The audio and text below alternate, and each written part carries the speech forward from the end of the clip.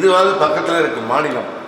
ஒரு நாடே நம்ம முதலமைச்சர் செய்திருக்கிற திட்டத்தை பார்த்து தங்கள் நாட்டில் செயல்படுத்துகின்ற காட்சியும் இப்போது வந்திருக்கிறது.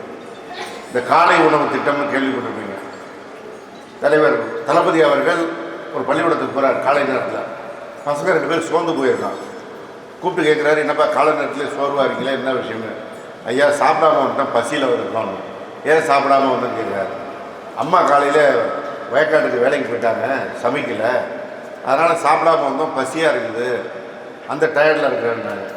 அப்போ தான் காலை உணவு திட்டம்னு ஒரு திட்டத்தை கொண்டு வருவோம், அப்போ தான் சரியாக இருக்கும்னு நம்முடைய முதலமைச்சர் அந்த திட்டத்தை கொண்டு வந்தார்.